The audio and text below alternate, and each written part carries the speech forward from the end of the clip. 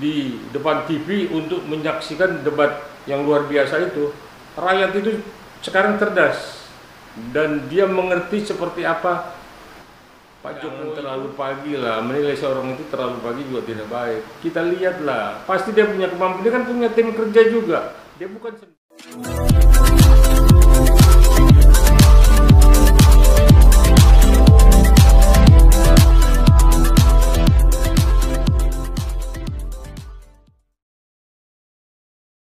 debat capres. ya. Nah, ini setelah debat capres kemarin sehari, bisa dibilang Pak Prabowo naik elektabilitasnya. Ya. Bisa dibilang menguasai lah kemarin debat capres. Gimana tanggapan Bapak sendiri? Ya. Menanggapi gimana Pak? Tanggapannya Pak? Iya, jadi kalau cerita Prabowo ya, itu calon presiden, saya pikir memang udah paling tepat ya. Karena memang kalau dari debat itu, pertanyaan-pertanyaan yang memang memojokkan, dia dengan santai dia bisa menjawab dan dibalikkan lagi ke pada paslon 3 dan paslon 1. Seperti apa Prabowo menjelaskannya itu, audiens yang di studio itu mengaplaus, dan bukan hanya audiens ya, rakyat Indonesia itu semua matanya tertuju di depan TV untuk menyaksikan debat yang luar biasa itu. Rakyat itu sekarang cerdas dan dia mengerti seperti apa Pak Jokowi itu memilih Prabowo. Karena memang kalau bicara debat, Prabowo itu sejak muda ya, sejak dia di Kopassus memang jago ya. Nah, hal-hal yang begini dia bisa memberikan ceramah kepada paslon 3 dan paslon 1. Seperti di debat kemarin kan terlihat kan, apa yang KPU tanya dijawab, dilontarkan lagi kepada paslon 3 dan paslon 1. Semua selesai terjawab, dan itu yang mengangkat elektabilitasnya, ratingnya jadi tinggi lagi. Artinya rakyat itu melihat, menonton Prabowo itu orang hebat, mampu, cerdas, dan menguasai semua ya. Tidak hanya soal pelanggaran HAM yang di lalu-lalu, yang Papua pun dijelaskan. Berapa kali Jokowi datang ke Papua itu dibandingkan dengan presiden-presiden yang lalu, ya Jokowi paling banyak, 19 kali. Jadi kita tidak ragu lagi, rakyat tidak ragu lagi kalau memang memilih Prabowo berpasangan dengan Gibran. Karena apa? Karena memang itulah yang belum diselesaikan oleh Jokowi akan ditindaklanjuti oleh Prabowo dan Gibran. Jadi kalau orang masih nyinyir, masih bicara politik dinasti, masih bicara pelanggaran HAM yang lalu, udah ketinggalan zaman, udah nggak lagi. 2000 berapa itu Prabowo dengan Mega pasangannya, kok tidak diangkat? Habis itu dengan Hatta Rajasa, dengan Pak Jokowi hampir 5 tahun dalam kabinetnya. Oke-oke aja, Amerika juga tidak mempersoalkan kok itu. Artinya memang tempo hari kebutuhan politik pada saat lalu itu seperti apa, beliau sebagai seorang prajurit, dia ditampil, dia harus menjalankan perintah. Nanti jadi jangan hanya cerita mundur ke belakang, tapi tidak lihat kemajuan seseorang dan kemampuan seseorang. Saya tahu nih si kelompok yang nyinyir ini, itu kan ingin menjagokan partainya, ingin melanggengkan partainya supaya bisa jadi pemenang. Tapi kan nggak kita lihat gagasannya apa segala macam, cuman berteori aja,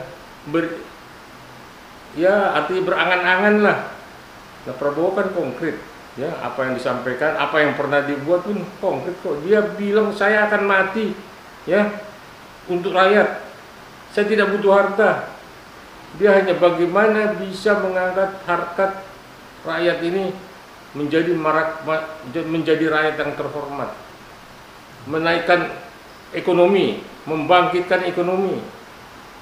dan yang paling pokok adalah penegakan hukum. Itu yang akan diprioritaskan.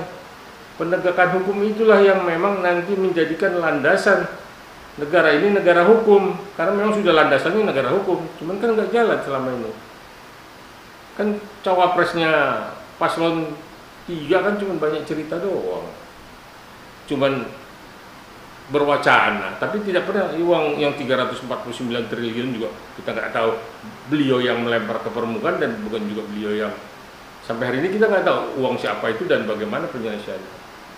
Jadi kalau cerita Prabowo, oke, saya secara pribadi ya, dan saya seorang praktisi hukum, dan beberapa ribu advokat juga mendukung Prabowo. Bang, kalau untuk yang masalah, oke lah, masalah HAM dan layanan negara itu udah basi lah. Tapi kemarin juga disinggung masalah MK. Nah, jawaban Prabowo santai, silahkan pada rakyat. Gimana tanggapan Abang? Iya, saya sebagai praktisi hukum melihat, iya, ketika MK mengambil keputusan dan katanya menyalahi undang-undang, ya saya pikir kan sudah diambil alih dan sudah diputuskan oleh MK. Jelas kok. Cuman memang putusannya itu kan mengikat, tidak bisa dibanding. Dan itulah makanya ketika rakyat juga menyetujui, saya pikir nggak ada problem. Jadi jangan terlalu kerdil, terlalu picik. Kalau Gibran ini nggak bisa apa-apa nanti.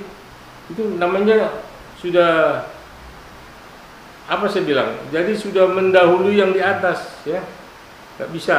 Dia punya kemampuan. Lihat Pak Jokowi dulu kan kita ragu kan, ternyata mampu dia bawa Indonesia ini ke tingkat,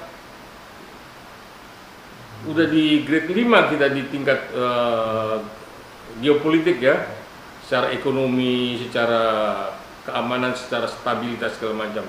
Cuman memang masalah-masalah hukum aja yang belum pernah tuntas lah ya. Karena saya lihat juga terakhir kan Pak Jokowi juga mengusulkan supaya ada perampasan aset negara kan, yang dikorup oleh para koruptor. Nah itu kan nyangkutnya di DPR. Itu juga bolak-balik katanya Pak Jokowi kan meminta supaya itu masuk di agendakan gitu, supaya disahkan. Tapi nggak jalan. Tapi saya yakin betul ketika nanti Prabowo dengan Gibran di satu putaran ini terpilih, bahwa penegakan hukum itu yang paling utama. Karena di situ nanti investor dari luar juga mau menanamkan uangnya di Indonesia ini juga melihat bagaimana hukum di sini. Apa memang bisa ditegakkan atau tidak? Apa masih banyak, masih marak para koruptor? Nah, ini yang nanti saya pikir prioritas dari Prabowo untuk menjalankan roda pemerintahan. Oke, terakhir Bang. Tadi Abang bilang kan banyak yang melakukan cawapres dari Prabowo atau Mas Gibran. Gimana tanggapan Abang? Sebenarnya gimana sih Mas Gibran seorang kapasitas sebagai cawapres? Jangan terlalu pagi lah, menilai seorang itu terlalu pagi juga tidak baik. Kita lihatlah, pasti dia punya kemampuan, dia kan punya tim kerja juga. Dia bukan sendiri kan, jadi jangan ditelanjangin sendirian. Kita lihat dulu, kita percayakan dulu, ada Prabowo kok nanti. Dan kabinetnya itu kan juga nanti terbentuk, artinya tidak berjalan sendiri Gibran.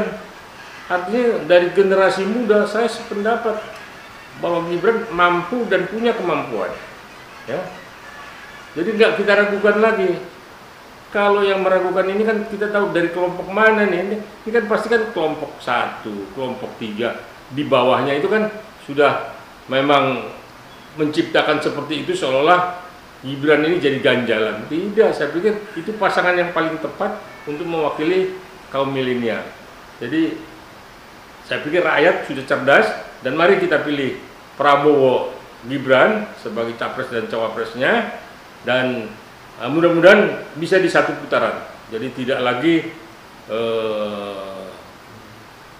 sampai putaran kedua. Kalau saja nanti di putaran kedua, pasti Paslon 2 akan, kalau dia berhadapan dengan Paslon 3, pasti nanti paslon 1 bergabung ke paslon 2. Kalau paslon 2 berhadapan dengan paslon 1, paslon 3 saya yakin betul akan gabung ke paslon 2. Tapi tetap oposisi ada. Oposisi di suatu negara yang demokrasi itu harus. Karena itu untuk balance, checks and balance, untuk keseimbangan. Nah, jadi tidak ada lagi yang kita ragukan dari apa yang dibawa dalam debat kemarin, semua transparan, bisa kita cerna dan bisa kita lihat bahwa Indonesia ini akan kedepannya ini akan jauh lebih maju lagi, dan mungkin juga sampai Indonesia Emas, saya yakin betul itu bisa tercapai. Terima kasih. Jangan lupa ya di subscribe dan nyalakan lonceng notifikasinya.